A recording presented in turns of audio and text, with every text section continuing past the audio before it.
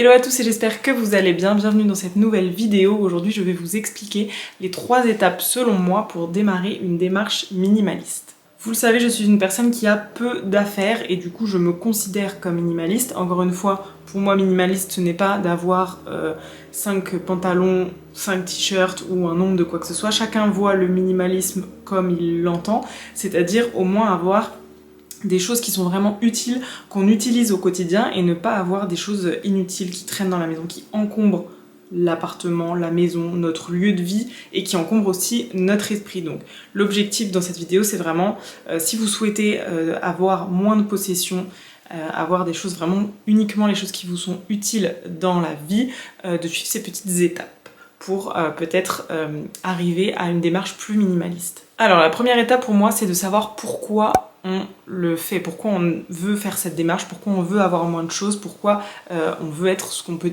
qualifier comme minimaliste. Pourquoi c'est hyper important pour moi? Simplement parce que tant qu'on n'a pas la raison, le pourquoi du comment, c'est difficile de trouver la motivation aussi d'entrer dans ce type de démarche. Pour moi, comme on peut dire par exemple le zéro déchet, comme le véganisme, comme plein de choses comme ça, c'est vraiment des démarches qui prennent du temps, qui sont coûteuses autant en termes de temps qu'en termes d'énergie, de recherche, etc. Donc il faut quand même prendre le temps de faire cette démarche et trouver la motivation. Et quand on a notre pourquoi, on sait vraiment pourquoi on fait les choses et on est beaucoup plus motivé à les faire. Donc le minimalisme, ça a énormément d'avantages. Donc vous pouvez faire le choix de devenir minimaliste pour pour économiser de l'argent.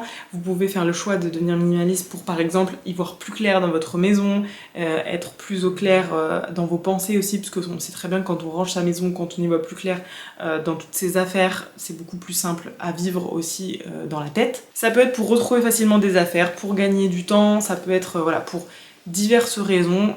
Vraiment pour moi le minimalisme c'est la vie. Rien que là avec mon déménagement je me dis que j'ai fait quelques cartons et j'ai pu tout déménager, tout mettre dans le grenier de mes parents.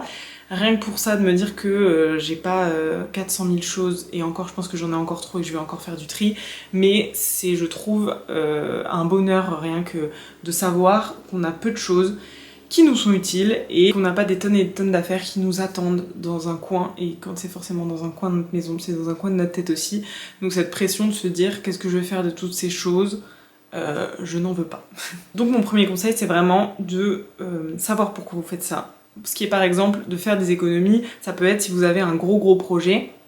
Vous pouvez vous dire que vous commencez cette démarche de minimalisme, d'avoir moins de choses, moins de possessions, et on va voir aussi que de toute façon c'est un mode de vie qui change, pour économiser de l'argent, pour voyager, pour vous offrir vraiment telle chose qui vous tient à cœur, pour créer votre entreprise, pour un gros projet, peu importe, mais en tout cas je trouve que c'est une motivation vraiment pour pouvoir faire cette démarche. La deuxième grande étape pour moi c'est de trier, aka désencombrer votre lieu de vie, souvent c'est ça, mais des fois c'est aussi la cave, le grenier, les choses où vraiment on stocke sur le balcon, je ne sais pas où. Donc vraiment la première chose c'est faire un gros tri pour moi. C'est ce qui prend aussi souvent le plus longtemps et en même temps je trouve qu'on fait un tri, on a aussi la vision sur ses possessions etc qui change parce que souvent on voit tout ce qu'on a accumulé et ça nous fait un peu un effet de waouh, mais pourquoi j'ai gardé ça, j'ai ça en double, etc. Et ça fait un peu, je trouve, ce déclic aussi de trier et de prendre conscience de tout ce qu'on a, sachant que avant on pensait oui, c'est vrai, j'ai beaucoup de choses. En fait, quand on trie, quand on commence à faire des sacs poubelles pour aller à la déchetterie, pour aller dans des relais, etc. Là, on prend vraiment conscience de tout ce qu'on a et que c'est abusé, quoi. Qu'il faut qu'on arrête. Et donc, c'est souvent là aussi qu'on a le déclic. Donc, moi, je vous conseille vraiment de trier, de désencombrer. Pour ça je vous conseille aussi de faire par pièce, vraiment de segmenter le tri, parce qu'en fait quand on veut trier notre maison, c'est too much déjà, on a tellement l'habitude de voir toutes ces choses autour de nous etc. Pour moi il faut faire par pièce. C'est comme un peu le zéro déchet, moi j'ai commencé plus dans la salle de bain, ensuite je suis passée à la cuisine, ensuite je suis passée... en fait voilà, c'est vraiment par pièce, je trouve que c'est plus facile, pareil pour le tri, de se dire aujourd'hui c'est un grand... Par exemple, ce mois-ci, déjà je fais une pièce, le mois d'après je ferai telle pièce, etc. C'est beaucoup plus simple, parce que si on commence dans tous les sens, c'est trop compliqué et décourageant. Donc ça peut être commencer par le dressing par exemple, commencer par la salle de bain, commencer par une pièce qui aura beaucoup d'effet sur vous, c'est-à-dire une pièce qui est assez encombrée et sur lequel, peut-être pas la pièce la plus facile du coup, parce que celle où vous vous dites il y a énormément de trucs, ça va prendre du temps, mais au moins qui aura un effet, un impact sur vous, c'est-à-dire qu'après quand cette pièce sera triée, ce sera mon dieu quoi, genre quel bonheur d'avoir cette pièce et de trouver directement les produits que je cherche dans cette pièce. Je pense à la salle de bain parce que souvent c'est vraiment là où on accumule énormément de choses. Mais ça peut être le dressing aussi, pas mal. C'est un peu étrange, mais je vous conseillerais pas de commencer par les pièces le plus faciles pour avoir un impact et aussi pour, comme il y a un livre qui s'appelle Avaler le crapaud, il me semble. Donc c'est vraiment commencer par la chose la plus difficile pour se dire, en fait, vous savez, pour pas garder ce truc en tête, ah mais faut que je fasse cette pièce, oh là là, cette pièce ça va être horrible, oh là là là, de garder ce poids, vraiment commencer par cette pièce d'entrée et après ça sera plus léger pour la suite, ce sera encourageant, motivant, vous aurez vu l'impact direct sur cette pièce et vous aurez l'énergie pour continuer dans les autres pièces. Pour ce qui est de tri ou de rangement, je vous mettrai ma playlist tri et rangement, je crois qu'elle s'appelle comme ça, en barre d'infos où j'ai notamment trier ma salle de bain et trier la cuisine il me semble. Si ça peut vous aider, s'il y a des petites astuces à l'intérieur, n'hésitez pas à les regarder. La troisième étape pour moi est de repenser ses achats, mais également de repenser son mode de vie. Donc comme je vous le disais, je pense que les étapes d'avant ont également participé à ce cheminement, c'est-à-dire que quand vous avez un but et quand vous commencez à trier, vous vous rendez compte en fait que vous pouvez pas continuer dans ce sens-là, qu'il va falloir changer, parce qu'au-delà du tri, il faut changer tout son mode de consommation et tout son mode de vie pour ne plus se retrouver en fait à devoir tous les mois retrier autant de choses et autant d'affaires. Et en fait, je pense que déjà le fait de trier, ça peut avoir un impact sur vous et vous dire qu'il faut plus en fait entre guillemets que ça continue. C'est pourquoi pour moi c'est important d'avoir fait le tri avant aussi, puisque du coup quand on commence le tri, on commence à être dans cette réflexion de changer son mode de vie, de consommer moins, etc.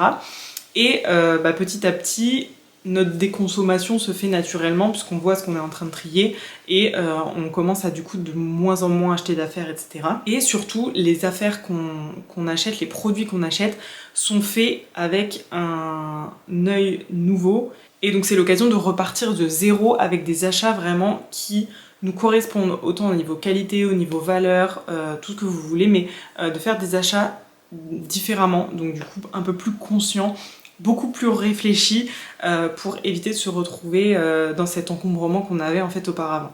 Donc l'idée de repenser ses achats, je vous renvoie vers ma vidéo sur comment limiter les achats d'impulsion déjà, pour éviter forcément de consommer et aussi de réfléchir beaucoup plus à ces nouveaux achats, si on en a vraiment besoin, donc toute cette histoire de peut-être faire une liste, attendre, voir si on a vraiment besoin de la chose et en fait des fois au bout d'un moment on n'en a plus besoin. Bref, faire des achats sur le long terme, utile et réfléchi pour ne plus avoir du coup à ne plus être dans cet encombrement au quotidien. Voilà pour ces 3 grosses étapes pour moi pour débuter la démarche minimaliste. Après c'est vrai qu'il y a aussi des étapes, on va dire, pour continuer d'être dans ce mode de vie, donc bien sûr à chaque fois de repenser ses achats, de réfléchir à ses achats, mais aussi de faire un tri régulier.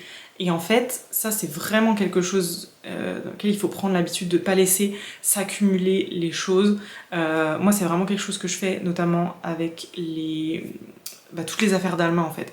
Quand on a un bébé, c'est vrai que de toute façon, que ce soit ses habits, ses jouets, ça va tellement vite qu'on peut se laisser vraiment déborder par les affaires qui s'accumulent en fait. Les enfants changent d'habit tous les 3 mois et du coup, mais même de tout, là je vois ces lunettes, c'était 0,1 an, donc du coup j'ai dû, là je les ai vendues sur Vinted. Je vois là son porte-bébé, je l'ai utilisé jusqu'à 15 mois, mais là je l'ai mis sur Vinted pour le vendre, etc. En fait, tous les objets de puériculture ont une date vraiment assez courte. Et c'est vrai qu'il faut sans cesse faire le tri. Et du coup, moi vraiment, ce que je fais, c'est que je me fais pas... alors peut-être sur ces jouets, je vais peut-être me faire des journées vraiment où je me dis, faut qu'on trie. Et là, je fais de la place, etc. Pareil dans ces vêtements. D'ailleurs, j'ai une vidéo, je crois, où j'ai trié ces vêtements et ces jouets. Mais sinon, je vais vraiment essayer de faire au fur et à mesure. Donc dès qu'il y a un truc qui traîne un peu et genre je suis là, cette chose on ne l'utilise pas, je la mets sur Vinted, je la mets sur le bon coin, j'essaie de m'en débarrasser parce qu'en fait ça me saoule de voir cette chose qui est là, Genre limite je suis à la limite de le jour où je sais que je vais plus l'utiliser. Le porte-bébé, quand j'ai décidé stop c'est bon, j'arrête de la porter en porte-bébé parce que j'ai le dos cassé. Quand j'ai mis en place cette nouvelle routine où il y avait plus de porte-bébé, le lendemain j'avais envie de le vendre parce que de le voir, déjà j'en peux plus, je me le suis vu pendant 15 mois, j'en peux plus de le voir, et d'ailleurs il est juste ici, il me sert à poser cette caméra, enfin la boîte du moins. Mais du coup ouais, dès qu'il y a quelque chose qui je vois je m'en sers plus, et des choses qui peuvent être revendues facilement en plus sur Vinted comme les articles de puériculture etc. Je revends systématiquement pour mes vêtements quand je vois que je commence à plus les mettre aussi. Là j'ai eu un gros coup de pression où j'ai tout mis sur Vinted et ça va partir en relais si dans quelques temps c'est pas vendu parce que ça reste stocké chez moi et c'est quelque chose que je ne supporte plus. Enfin du coup là c'est stocké chez mes parents, mais quand ce sera chez moi ça partira c'est sûr. Donc bref, l'idée aussi dans le temps c'est vraiment de faire un tri régulier et de ne pas faire l'autruche où genre je vois pas les choses qui s'accumulent.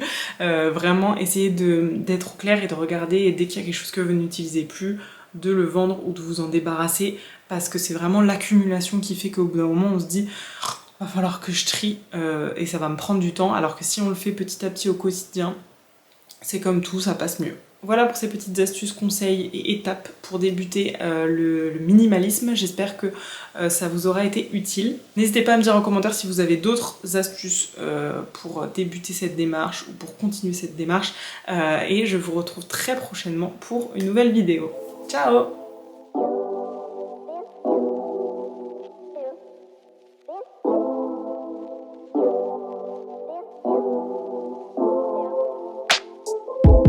All we do is drive around aimlessly, trying to forget who we want to be.